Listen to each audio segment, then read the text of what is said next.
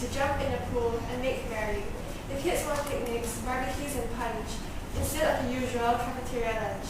They're free of bells, report cards and clubs. No more homework and no more subs. No school, they scream, but receive a list of things to do that instantly changes their experience mood. Write in those journals, read from those lists, then write a book report. We insist. But when I take a break, I have the need to avoid my work and reduce my speed. So let's give kids a break. They need a rest from homework and reviews to pass future tests. Minimal constraints is the way to go, so kids can renew their childhood glow, their spirits, their zest and desire to learn, the freedom to choose without concern. But I do agree there must be limits to keep them responsible to daily commitments. Let's try responsible assignments with lures, things shared with their families on sunny day tours. We can suggest lists of things to do, like answer the phone and write messages too. Write notes to your kids which require responses. Learning to write is a continuous process. Ask, how about an ice cream or hamburger? Then ask them to write why they chose to answer. The why of writing is imperative for guiding kids to be superlative. In their grasp of language and using their own voice, writing an answer, that's their own choice. Suggest the library or bookstore as a weekly outing to find a book, and do some chatting about why one is the best out of all the rest, or ask, what made us select this book first? Kids should make their beds and clean their rooms, listen to music and remember the tunes.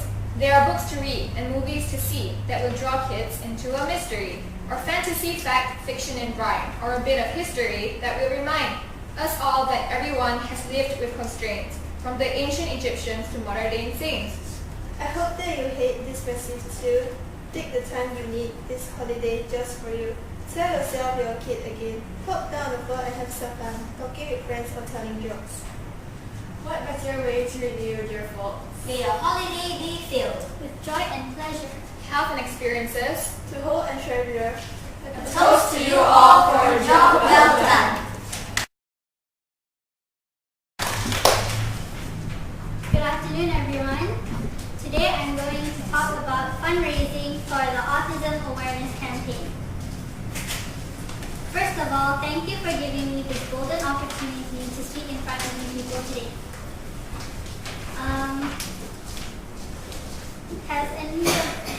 Do any of you know what autism is?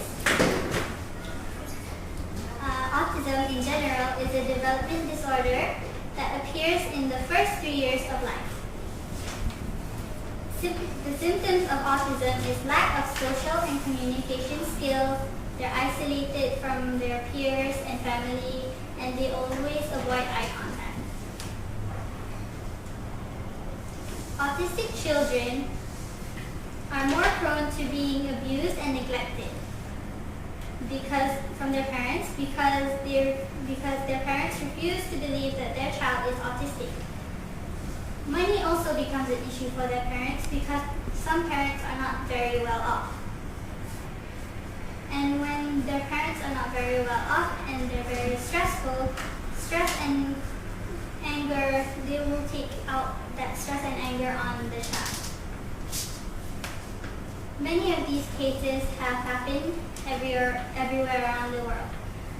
One example that I'm taking is a mother who locked her 15-year-old son in a room for 3 months without feeding or giving any water. The son has cerebral palsy. It's a disability to move certain body parts. When he was found in a bad state, disheveled. He had feces all over the floor, feces on his head, and he was so thin that you could see his bones and you could see his ribcage. The reason why the mother did this is because the mother had a divorce and had a hard time with money.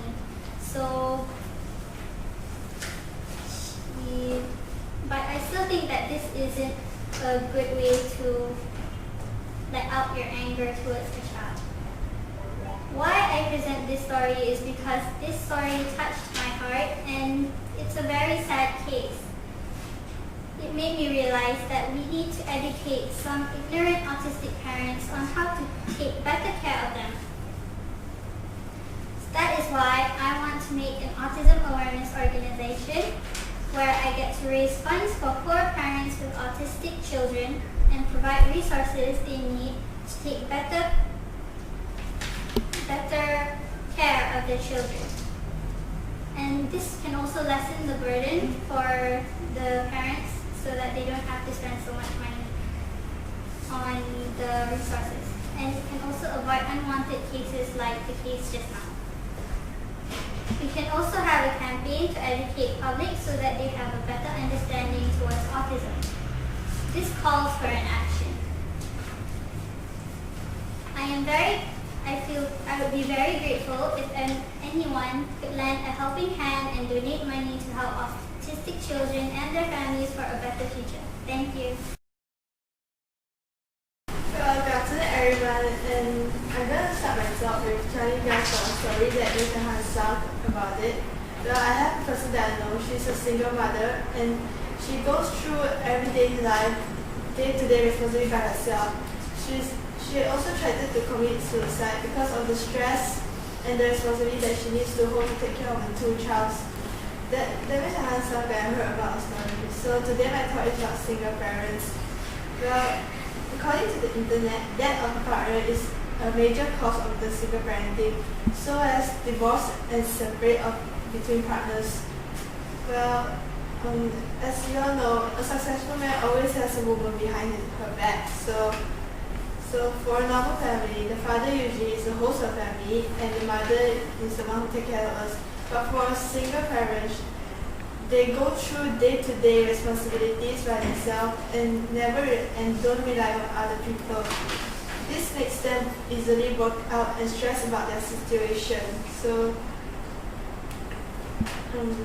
according to my personal observations and people around me, single parents also can lead them to physical harassment, for example, sexual harassment. I've seen a few that their husbands came back to their wife for money, sexual harassment, and physical harassment. This makes me feel sad that even though they are living apart, but they can't even live a peaceful life. And I hope that this will change. And with this opportunity, I'd like to ask you guys to lend a helping hand to raise funds. And if you are pleased, you can also be a volunteer to help this issue and reduce the amount of single parents. Thank you. Good morning, everyone. Today, I would like to ask you a question. Have any one of you faced hunger before? Now, if yes, what would you normally do?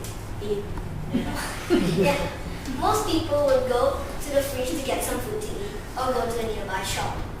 Now, just imagine if you haven't eaten for weeks or months.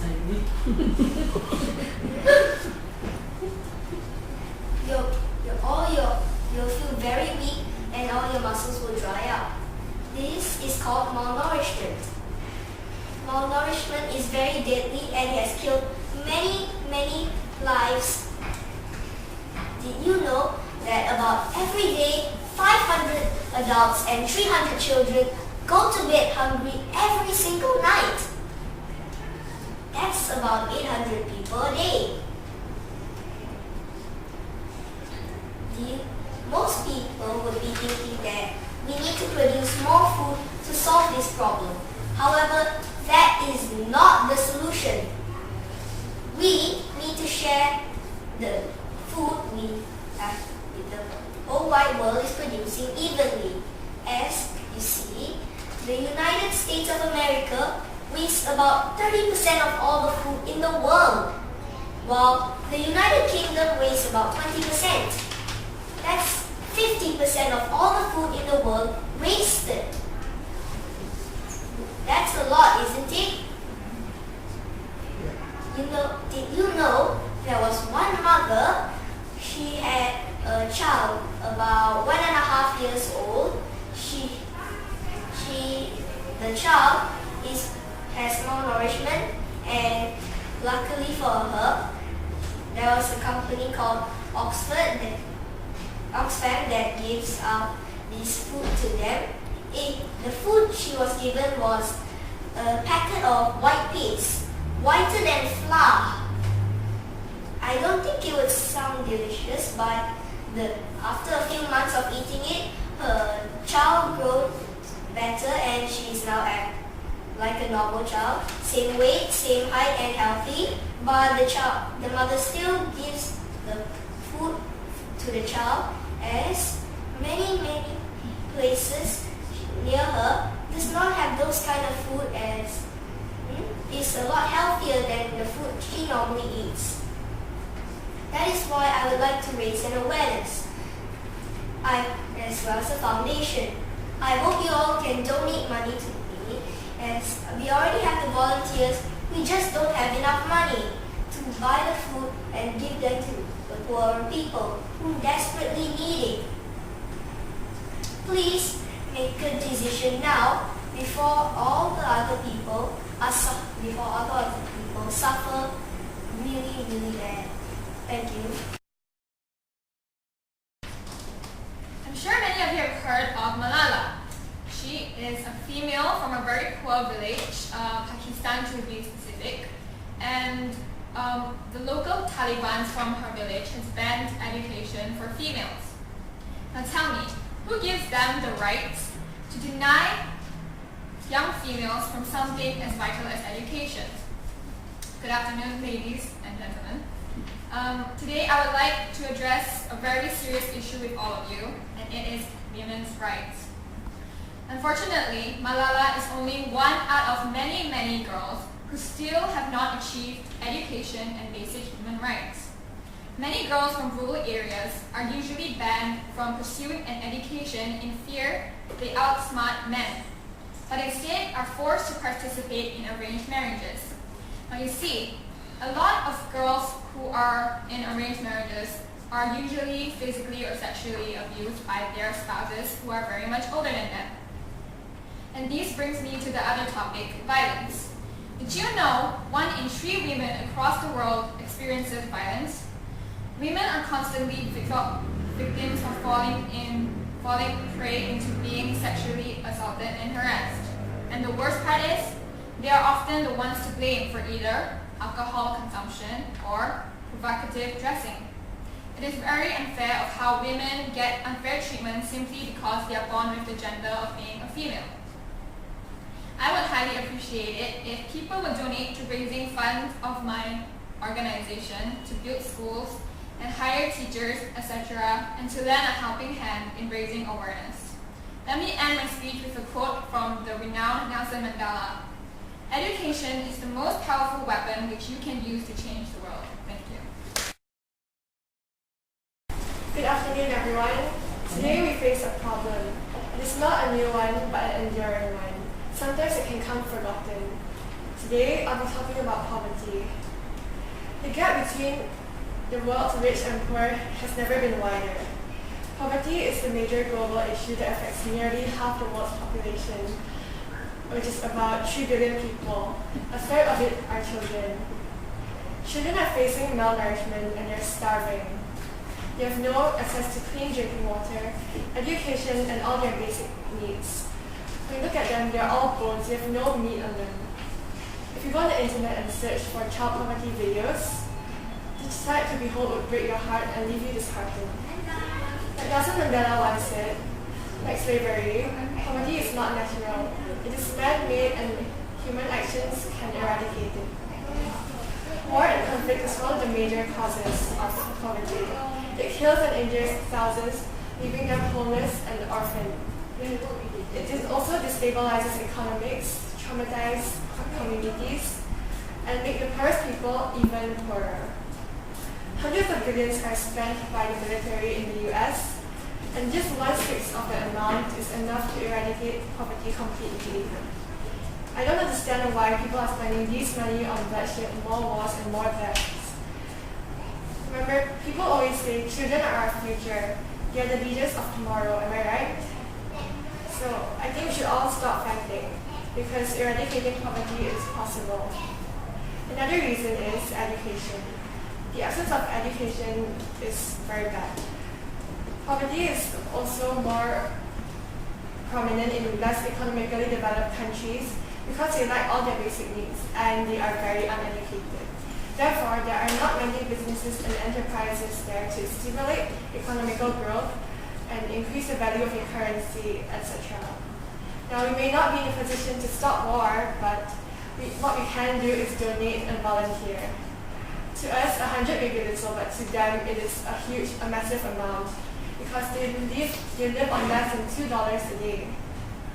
Prior to educating them, you can tell them how to use their money wisely and invest in land to grow poultry and crops. Even little businesses will help with their monetary issues. Now we have the volunteers, but we have not enough funds to build schools and houses. Imagine if you were one of those kids crawling on the ground looking for scraps of food, without clothes, no education, walking in the streets naked. How pitiful is that? You're just going to sleep cold and hungry, waiting for a miracle to happen. Every donation counts, and I hope all of you can help lend a hand. Children is very important to further develop our country. Thank you.